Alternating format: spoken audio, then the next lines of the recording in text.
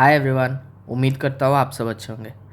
As I had promised, मैं फिर से अपनी एक द डोमिनेटर सीरीज़ की अगली क्लास, इस बार केमिस्ट्री की क्लास 1, जिसमें हम लोग पढ़ने वाले matter, atoms and molecules. If at all you want this PDF, you will have to pay ₹99। नहीं दे सकते, this class lectures are free to all. इससे आप नोट्स ज़रूर बना सकते हो। Much awaited series biology complete करने के बाद अभी हम लोग शुरू करने वाले हैं आज से क्या, केमिस्ट्री की क्लास 1। सबसे पहले देख लेते हैं अपने पहले टॉपिक, आखिर ये मैटर होता क्या है। Matter is anything that has mass and takes up space. ऐसी कोई भी चीज़ जिसका अपना एक वज़न हो और एक जगह, एक स्पेस वो ऑक्यूपाई करती हो। आप हो, मैं हूँ, आपके रूम में लगी हुई एक फ़ैन हो, घड़ी हो, एवरीथिंग इज़ अ मैटर। क्यों? सबका एक वज़न है और सबको एक पर्टिकुलर स्पेस होल्ड करता है। अब मैटर क्या है? मैटर एकदम बड़े पिक्चर में बात हो रही है। मैटर यानी बड़ी वाली चीज़ जो हमें आँख से दिख रही है, ठीक है। अभी पहले जो आँख से दिख रही है उन चीज़ों के बारे में जान लेते हैं। सबसे पहले है matter.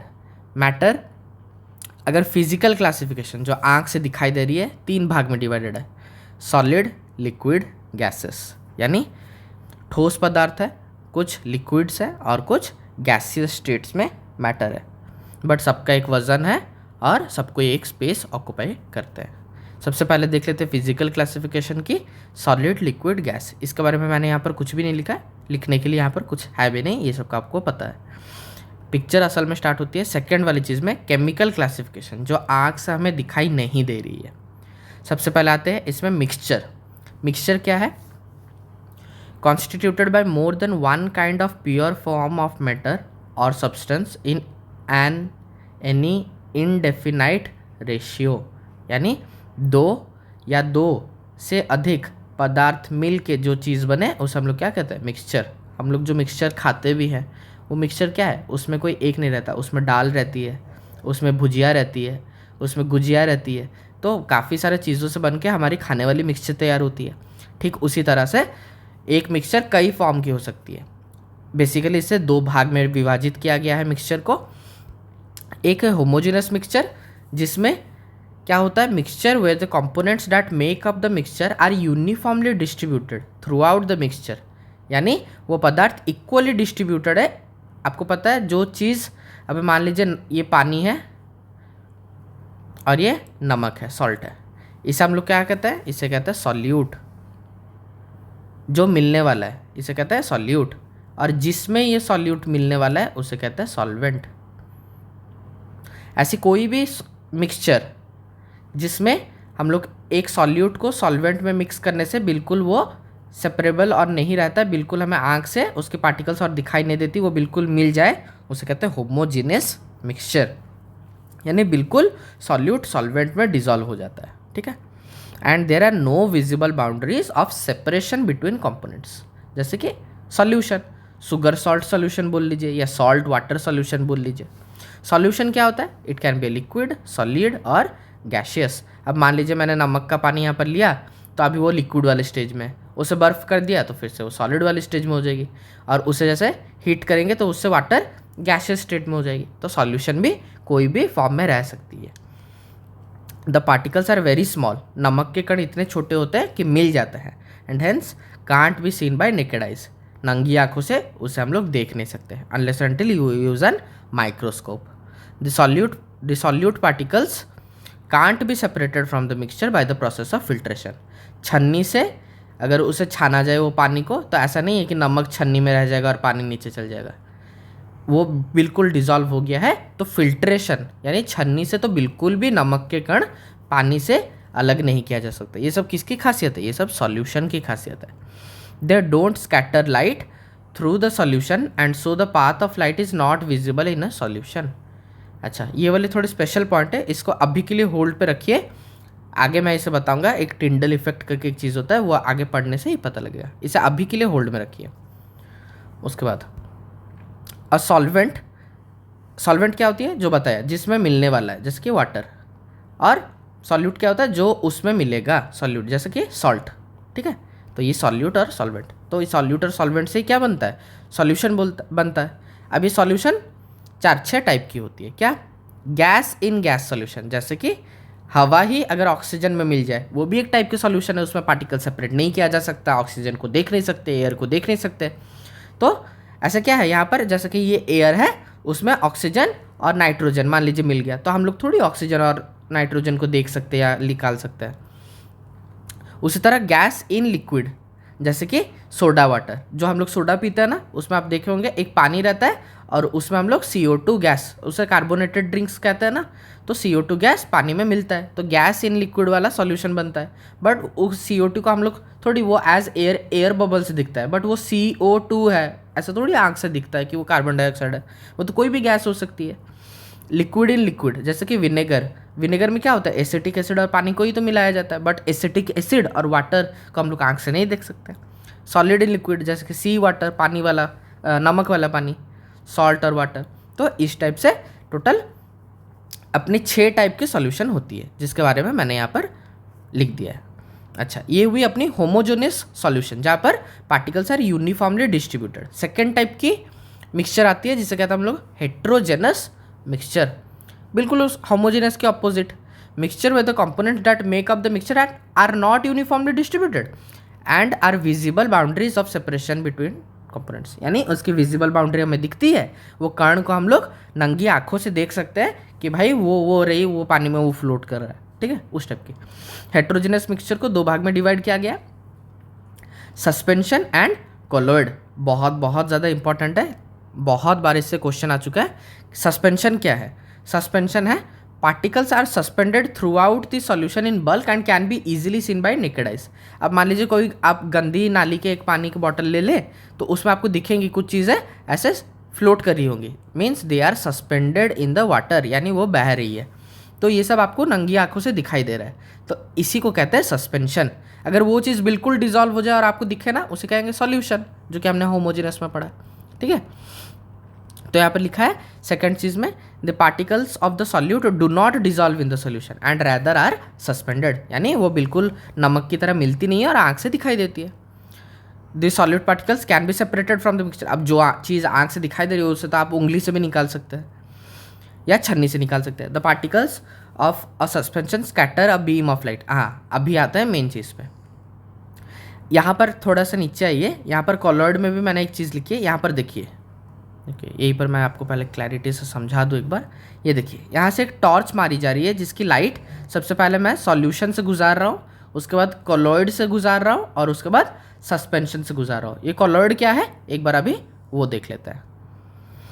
The particles of the colloid are evenly suspended and can not be seen by the naked eye, यानी ये कॉलॉइड को आपको क्या लग रहा है, ये बिल्कुल सॉल्यूशन लाइक क्वालिटीज शो कर रहा है कि नहीं, कि हमें वो नंगी आंखों से पार्टिकल्स और मतलब सॉल्यूट और सॉल्वेंट अलग अलग नहीं दिखाई दे रहे।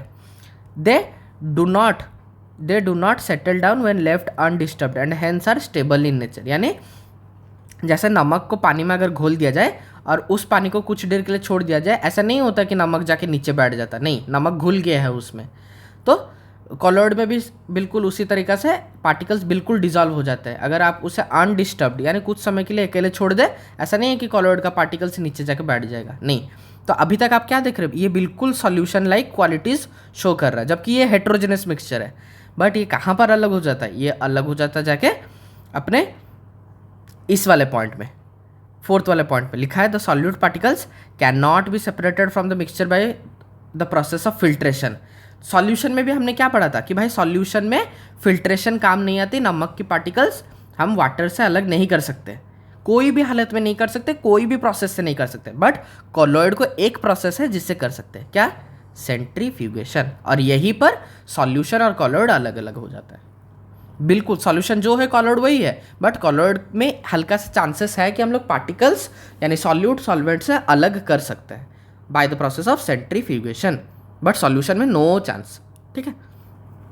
तो अभी हमने कॉलॉइड, सस्पेंशन और सॉल्यूशन तीनों जान लिया। अब सबसे इंपॉर्टेंट वाली चीज़ में आते हैं जो कि है, अरे क्या हो गया, एक मिनट, इसे रोटेट कर देते हैं, एक सेकंड। जो कि है यहाँ पर आता है, देखिए कहाँ गया, ये वाले टिंडल इफेक्ट पे। देखिए यहाँ से मैंने एक लाइट की बीम दी और यहाँ पर आती है वो सॉल्यूशन। जैसे ही सॉल्यूशन, पहले लाइट की बीम आती है, सॉल्यूशन से टकराती है। देखिए सॉल्यूशन का अंदर आपको कोई भी लाइट बीम दिखाई दे रहा है? देखिए बिल्कुल, वो नमक वाली पानी, बिल्कुल उसमें कुछ भी लाइट बीम हमें दिखाई नहीं दे रहा है। वही लाइट जब कॉलॉइड के पास आ रही है तो हमें हल्की सी, क्या यहाँ पर देखिए, हल्की सी लाइट की बीम दिखाई दे रही है। बट वही लाइट बीम जब सस्पेंशन में आ रही है, बिल्कुल क्लैरिटी से हमें वो लाइट बीम दिखाई दे रही है। तो यहाँ से हमें 3 चीज़ें देखने को मिली। सॉल्यूशन में लाइट बीम, सॉल्यूशन में light beam is not visible at all. Colloid में हल्का सा विजिबल, सस्पेंशन में बिल्कुल क्लैरिटी से विजिबल होता है। ठीक है। अच्छा, एग्जाम में और एक इंपॉर्टेंट पॉइंट आता है, इसे मिटा लूँ। तीनों के एग्जाम्पल्स, अभी मैं एक शिफ्ट दे के आया था, उसमें लिखा था कि मिल्क क्या है, कॉलॉइड है, सस्पेंशन है, या अपनी सॉल्यूशन है, क्या है? तो यहाँ पर मैंने लिख दिया है मिल्क क्या है, मिल्क इज़ अ कॉलॉइड। तो सबकी एग्जाम्पल्स काफ़ी ज़्यादा इंपॉर्टेंट होती है।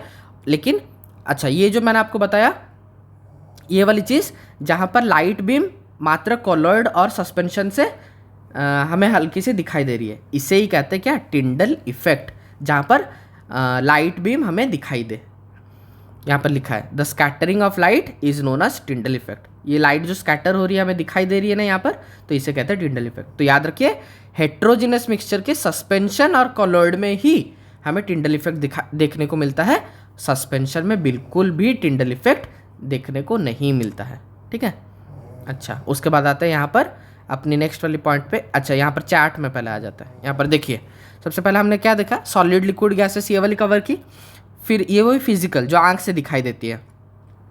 उसके बाद आते हैं केमिकल क्लासिफिकेशन, जिसमें सबसे पहले हमने देखा मिक्सचर। मिक्सचर में भी हमने देखा होमोजिनस, जिसमें हमने पढ़ा सॉल्यूशन। उसके बाद हेट्रोजिनस देखा, हेट्रोजिनस में हमने पढ़ा सस्पेंशन एंड कॉलॉइड। ये 3 चीज़ें अभी हमने कवर कर लिया है। उसके बाद मिक्सचर के बाद एक होती है प्योर सब्सटेंस, यानी इसमें कोई भी मिक्सचर नहीं है, जो है एक ही चीज़ है। आयरन है तो आयरन है, कार्बन है तो कार्बन है, ऑक्सीजन है तो ऑक्सीजन है। तो इन सारी चीज़ों को हमने 2 भाग में विभाजित किया है, एक एलिमेंट्स और एक कंपाउंड्स। एलिमेंट्स में भी 2 भाग, मेटल्स, नॉन मेटल्स। तो पहले हम लोग ये एलिमेंट्स देख लेते हैं, धातु और जो धातु नहीं है, यानी नॉन मेटल्स। यहाँ पर नीचे आता है, सबसे पहले यहाँ पर देखते हैं प्योर सब्सटेंस। ये बिल्कुल ईजी है। प्योर सब्सटेंस क्या है? Pure, it is not a mixture matter that has a fixed composition and uniform properties through out. उसमें भी कोई भी मिलावट नहीं है, एक जैसा, एक समान बिल्कुल है। उसमें भी सबसे पहला आता है एलिमेंट्स। एलिमेंट्स क्या है? Matter that can not be broken down into simpler substance. Iron, iron को और क्या तोड़ दोगे, वो तो Fe ही है, आयरन सिंबल Fe। आयरन को तोड़ने से आयरन ही निकलेगा। उसमें सबसे पहला आता है मेटल्स। मेटल्स की खासियत क्या होती है? लस्चर, यानी उसमें एक शाइन होता है, वो हीट और इलेक्ट्रिसिटी को कंडक्ट कर सकती है। डक्टाइल, यानी मेटल के वायर, कॉपर वायर बन सकती है। मैलिएबल, यानी उसकी शीट, एल्यूमिनियम शीट बन सकती है, एल्यूमिनियम फॉइल जिसमें हम लोग खाना रैप करते हैं, तो उसे क्या कहते हैं? मैलिएबिलिटी। सोनरस, यानी साउंड, सोनो। ठीक है। तो ये सब मेटल्स की खूबियाँ हैं। नॉन मेटल्स क्या है? बिल्कुल मेटल्स के opposite, completely opposite of metals. For example hydrogen, oxygen, iodine, carbon, bromine, ये सब क्या है? ये सब नॉन मेटल्स है, जिसमें ये सारी क्वालिटीज़ जो लस्चर, कंडक्टिविटी, ये सब कुछ भी नहीं होती है। ठीक है। उसके बाद मेटलॉइड्स। मेटलॉइड्स क्या है? Intermediate between those of metals and non metals. ऐसी सारी चीज़ें जो ना मेटल है और ना नॉन मेटल है, दोनों की खूबियाँ इसमें हैं। जैसे कि सिलिकॉन और जर्मेनियम। सिलिकॉन क्या है? एक मेटल की क्वालिटीज़ उसमें है, बट वो बिल्कुल नॉन मेटल भी नहीं है। ठीक है। उसके बाद आते हैं कंपाउंड। कंपाउंड क्या है? अब मान लीजिए NaCl। ठीक है। तो NaCl क्या है? ये नमक है, बट इसमें 2 चीज़ें हैं। क्या? एक है सोडियम, एक है क्लोरीन। तो ये जब सोडियम और क्लोरीन मिलते हैं क्या बनाते हैं? NaCl, जिसे हम लोग कहते हैं सोडियम क्लोराइड। तो ये क्या है? ये था एक अपना एलिमेंट, ये था दूसरा एलिमेंट। अब 2 एलिमेंट मिल के क्या बनाते हैं? एक कंपाउंड बनाते हैं। ठीक है, सोडियम क्लोराइड। तो कंपाउंड कुछ नहीं है, it is a kind of mixture of elements. तो फिर से ऊपर आते हैं, तो यहाँ पर हमने ये वाली चार्ट कवर कर ली, और ये वाली जो चीज़ें हैं जो इनऑर्गेनिक और ऑर्गेनिक, वो हम नेक्स्ट क्लास में कवर करने वाले। क्यों? वो ज़्यादा आपको पता लगेगा, क्यों ना इसमें बिल्कुल थोड़ा सा लिविंग ऑर्गेनिज्म को इंक्लूड करना पड़ेगा, ये थोड़ा बायो का साइड में हो जाता है। ठीक है। तो बिल्कुल ये वाली चार्ट अपनी कंप्लीट हो चुकी है यहाँ पर। इसे मिटाते हैं और उसके बाद चलते हैं अपने सेकेंड वाले टॉपिक पे, जहाँ पर एटम्स एंड मॉलिक्यूल्स हम लोग स्टार्ट करेंगे। एटम्स और मॉलिक्यूल्स में सबसे पहले देखते हैं एटम क्या होता है। एटम क्या है बाबू? एटम है, it is the smallest particle of an element that cannot usually exist independently and retain all its chemical properties and are defined as the basic building block of matter। यानी atom से छोटा और कुछ नहीं, ठीक है। हम सब लास्ट में अगर हम अभी हमारा निकलेगा, सबसे पहले क्या निकलेगा? स्किन निकलेगा। स्किन को भी आप निकालोगे तो उसमें स्किन क्या है? एक टिश्यू है। टिश्यू का अंदर क्या होगा? कुछ सेल्स होंगे। सेल्स को विभाजित किया जाएगा तो क्या निकलेगा? सेल्यूलॉइड्स निकलेंगे। उसको विभाजित किया जाएगा तो क्या निकलेगा? लास्ट में सबकी अंत, सबकी स्टार्टिंग क्या है? एक एटम है। सब कोई एक कण से निकलते हैं, एटम। एटम के नीचे और कुछ भी नहीं है। एक एटम की कुछ खास 3 चीज़ें रहती हैं। क्या? एक बीच वाली न्यूक्लियस। न्यूक्लियस में क्या रहती है? न्यूक्लियस में रहती है अपनी 2 चीज़। क्या? एक न्यूट्रॉन और एक प्रोटॉन। और उस न्यूट्रॉन और प्रोटॉन के साइड में ऐसे गोल गोल चक्कर काटने वाले कौन है? अपनी है इलेक्ट्रॉन। तो अभी सबसे हम लोग पहले देख लेते हैं।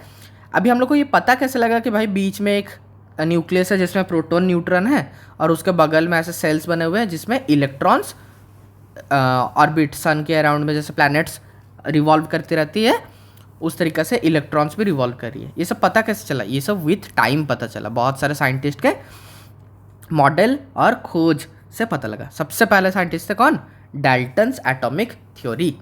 एक नवाब थे जिनका नाम था जॉन डाल्टन। जॉन डाल्टन ने क्या कहा? उन्होंने एक एक्सपेरिमेंट की जिसमें उन्होंने कुछ चीज़ें ढूंढ के पाई। क्या? All matter is made of very tiny particles called atoms. कि भाई इतना तो मुझे पता है कि हम सब लास्ट में अगर विभाजित है, सबसे छोटा कण को हम लोग एटम्स बोलेंगे। एटम्स आर इनडिविजिबल पार्टिकल्स, यानी ये एटम से छोटा और कुछ नहीं, इससे और विभाजित नहीं किया जा सकता। Which can not be created और डिस्ट्रॉयड इन केमिकल रिएक्शन, यानी कुछ भी कर लो, इससे और तोड़ा मरोड़ा और कुछ नहीं जा सकता। ये सबसे छोटा कण है।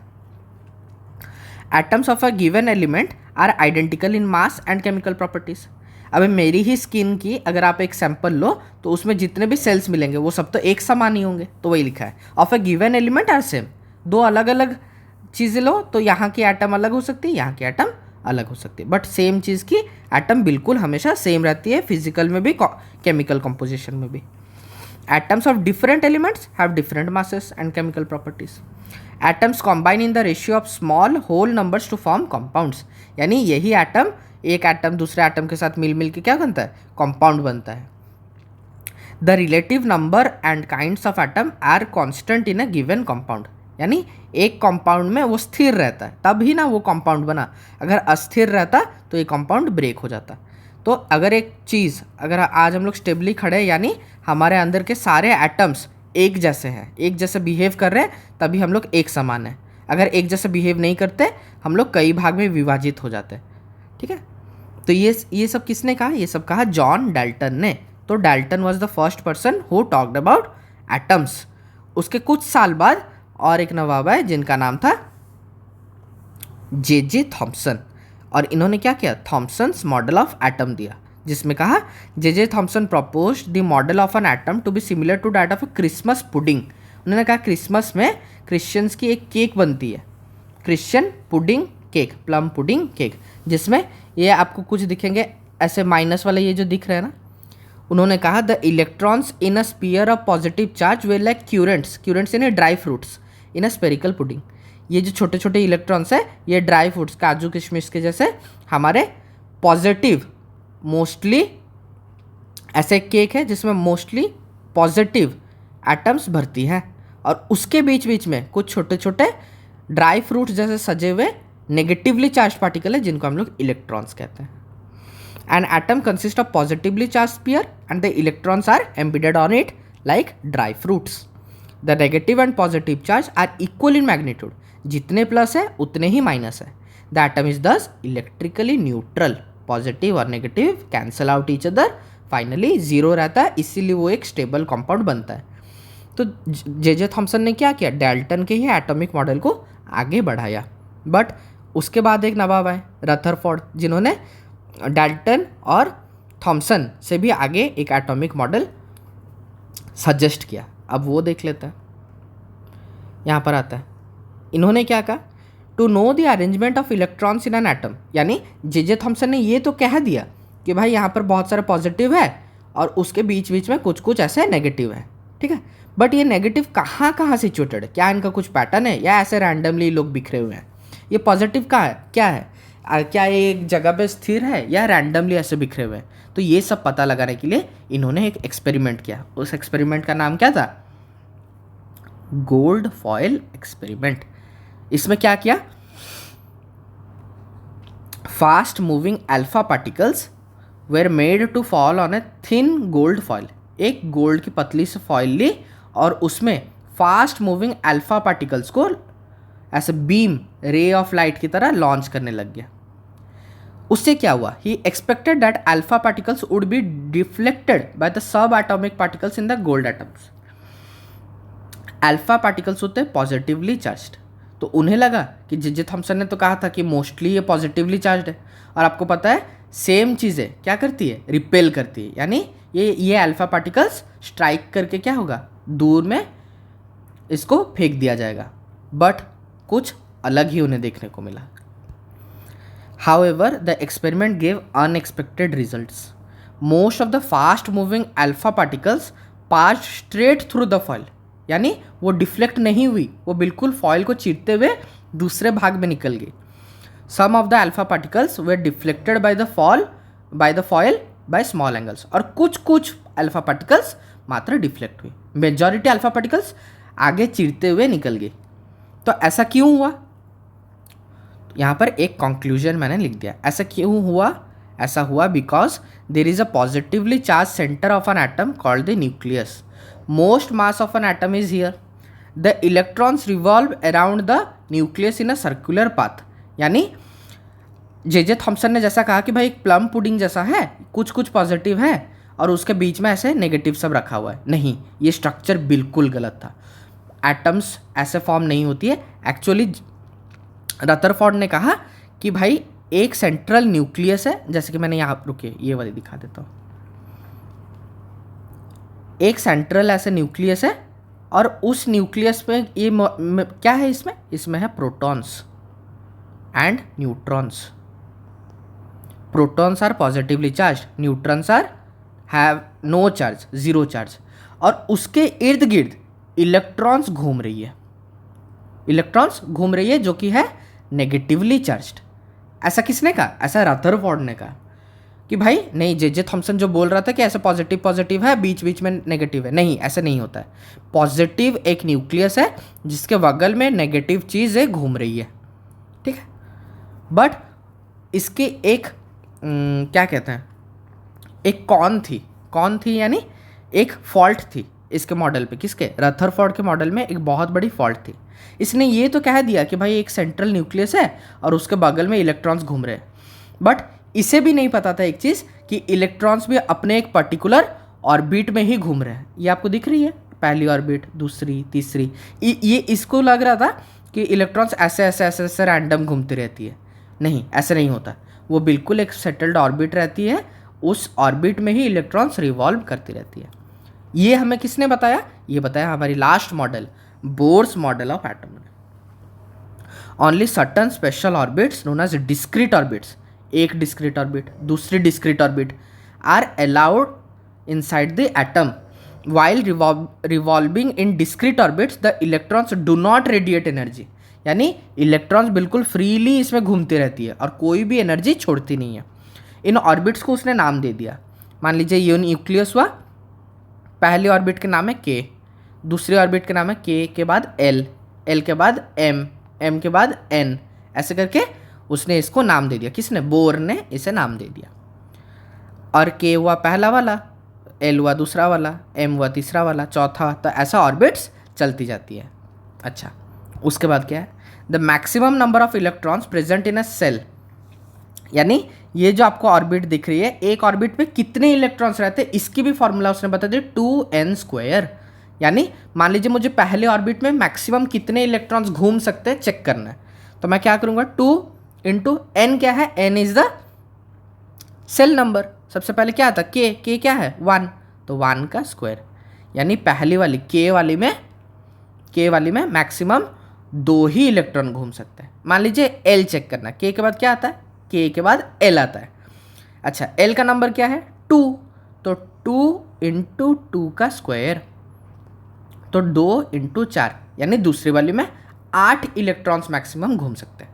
तो इस तरीक़ा से बोर ने ये भी बता दिया कि इलेक्ट्रॉन्स का अपना एक ऑर्बिट है और एक ऑर्बिट में कितने मैक्सिमम इलेक्ट्रॉन्स रह सकते हैं, सारा डिटेल कच्चा चिट्ठा खोल दिया एक एटम के बारे में। The maximum number of electrons that can be accommodated in the outer most orbit is 8। KLMN, यानी ये जो लास्ट वाली है इसमें 8 से ज़्यादा इलेक्ट्रॉन्स रिवॉल्व नहीं कर सकते, यानी maximum number of electrons that the outer most orbit और शेल कैन होल्ड इज 8। ठीक है। The absorption or emission of energy can occur only by transition of electron from lower to higher energy। अच्छा, एक electron अपनी energy छोड़ सकता है या गेन कर सकता है कब, जब वो अपनी ऑर्बिट छोड़ के दूसरी वाली के ऑर्बिट में जाए, तभी ही गेन या लॉस हो सकता है। मान लीजिए के वाली इलेक्ट्रॉन एल में जा रहा है या एल वाली चीज़ें के में आ रही है, तभी ही एनर्जी का ट्रांसफ़र हो सकता है। अच्छा, ये क्यों होगी, के वाली चीज़ एल में क्यों जाएगी, वो सब आगे हम लोग जानेंगे जब हम लोग पढ़ेंगे केमिकल बॉन्डिंग। कोई एक मान लीजिए कार्बन का एक एटम है, ऑक्सीजन का एक एटम है।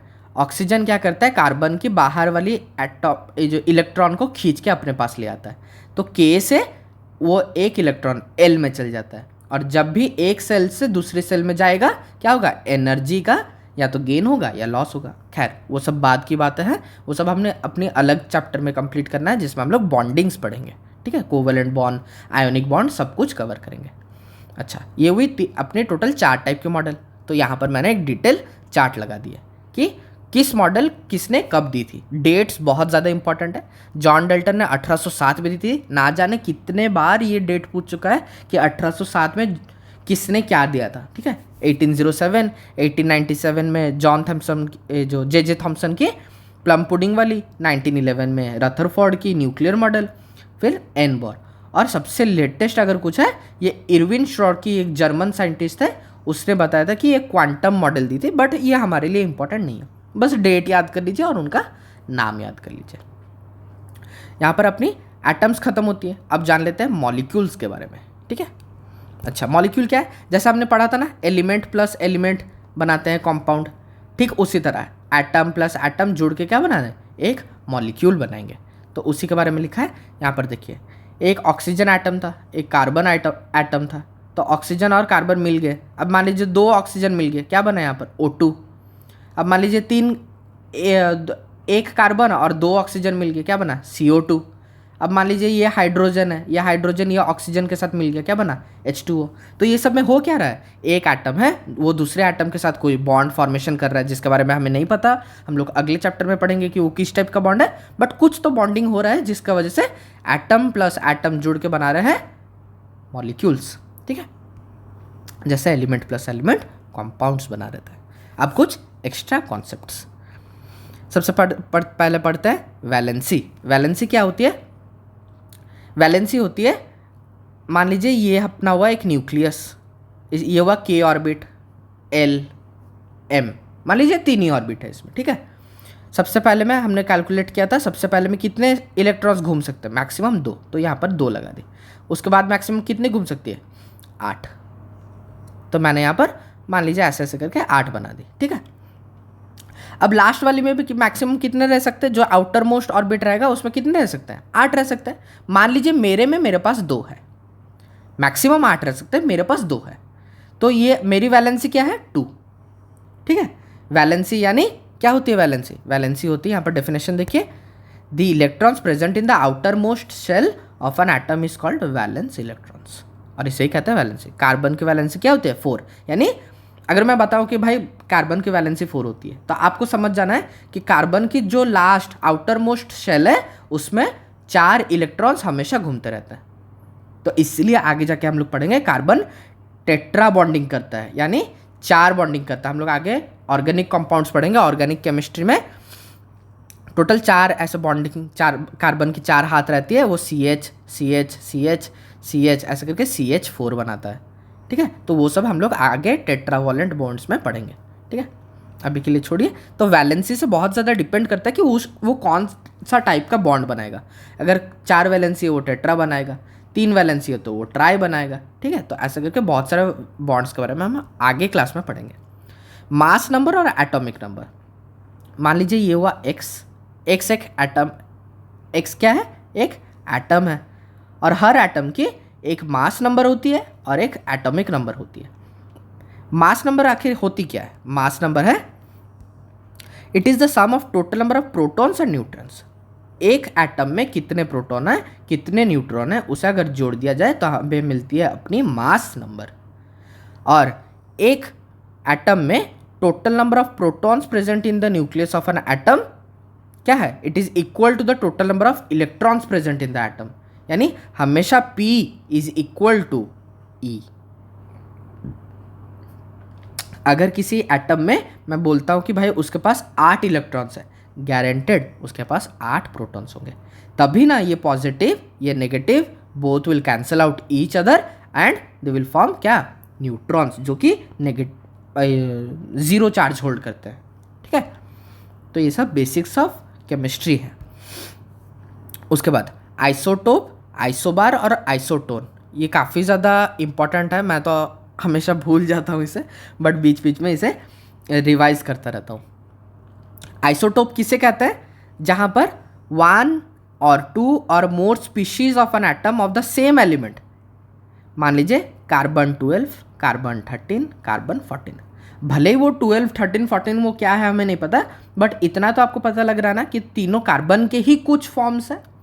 अच्छा, तीनों एक ही कंपाउंड की चीज़ें होनी चाहिए, ठीक है। मान लीजिए कार्बन की बात कर रहे हैं तो कार्बन का ही एक स्वरूप, एक रूप होना चाहिए, having the same atomic number. अभी एटॉमिक नंबर में हमने क्या पढ़ा था? एटॉमिक नंबर होते क्या है? एटॉमिक नंबर होता है total number of protons present in the nucleus, यानी इसमें मास नंबर में क्या? प्रोटॉन प्लस न्यूट्रॉन था, बट खाली प्रोटॉन अगर मेजर कर ले तो यहाँ पर देखिए कार्बन 12 में कितने प्रोटॉन है? 6। कार्बन 13 में कितने प्रोटॉन है? 6। कार्बन 14 में कितने प्रोटॉन है? 6। तो यानी तीनों में भले वो कार्बन के अलग अलग स्वरूप हो, अलग अलग रूप हो, तीनों में प्रोटॉन के नंबर सेम है, 6 6 6। तो इस वाली कंडीशन को हम लोग कहते हैं आइसोटोप, जहाँ पर एक ही कंपाउंड के 3 वेरिएंट्स में सेम नंबर ऑफ प्रोटॉन्स हो, और सेम नंबर ऑफ प्रोटॉन्स यानी सेम एटॉमिक नंबर हो। और अगर 6 प्रोटॉन है तो 6 ही न्यूट्रॉन होंगे, 6 प्रोटॉन है 6 ही न्यूट्रॉन होंगे, 6 प्रोटॉन है 6 ही न्यूट्रॉन होंगे, ठीक है। तो कुछ इस तरीक़ा से सेम। अच्छा, अभी मैं आपको बता देता हूँ कार्बन 12, 13 और 14 ये तीनों अलग अलग क्यों हैं, ठीक है। 6 + 6 कितने होते हैं? प्रोटॉन प्लस न्यूट्रॉन 12 ना। 6 + 7 कितने होते हैं? 13। 6 + 8 कितने होते हैं? 14। यानी ये जो कार्बन 12, 13, 14 लिखा है, ये जो 12, 13, 14 ये सब क्या है? मास नंबर लिखा है ना, proton plus neutron, proton plus neutron, proton plus neutron, proton plus neutron. अब समझ में आया ये 12, 13, 14 क्या है? यानी they can have different mass number but their atomic number must be same, तभी हम लोग कहेंगे दे आर आइसोटोप्स, ठीक है। अच्छा, आइसोबार्स क्या होती है? याद कीजिए, आइसोबार्स हमने ज्योग्राफी में भी पढ़ी थी, the lines connecting places with same temperature, उसे हम लोग आइसोबार्स कहते थे, ठीक है। सॉरी, आइसोबार्स कह रहा था, उसे आइसोथर्म्स कहते हैं हम लोग। क्या कहते हैं? आइसोथर्म्स कहते हैं। The lines connecting places with same temperature, वो टेम्परेचर था तो इसमें थर्मोमीटर, टेम्परेचर, तो ये सब थर्म यानी टेम्परेचर के ऊपर में आ जाता है। उसी तरह से हमने पढ़ा आइसोटोप, आइसोथर्म हमें ज्योग्राफी में देखने को मिलता है। आइसोटोप हमें केमिस्ट्री में, जहाँ पर सेम क्या होती है? एटॉमिक नंबर सेम होती है। अब आइसोबार क्या होती है? Atoms of different elements with different atomic number but having same mass number. Same mass number यानी क्या? यहाँ पर देखिए डेफिनेशन में, सेम मास नंबर यानी प्रोटॉन प्लस न्यूट्रॉन जोड़ने से सेम आना चाहिए। यहाँ पर प्रोटॉन प्लस न्यूट्रॉन जोड़ने से 12 आ रहा है, यहाँ पर 13 आ रहा है, यहाँ पर 14 आ रहा है, यानी ये तीनों भले ही आइसोटोप हो बट ये तीनों आइसोबार बिल्कुल भी नहीं है। क्यों ना? आइसोबार में, आइसोटोप में क्या होता है? Same atomic number. आइसोबार में क्या होता है? सेम मास नंबर, ठीक है।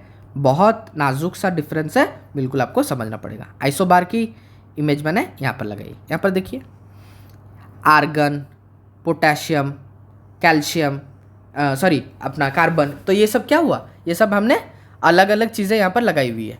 बट यहाँ पर नोटिस कीजिए ए यानी क्या, मास नंबर, ए यानी मास नंबर, ए यानी मास नंबर, तीनों में 40 40 40, तीनों में 40 है ना, आर्गन हो, पोटेशियम हो, कैल्शियम हो, तीनों में क्या है 40, मास नंबर इज सेम।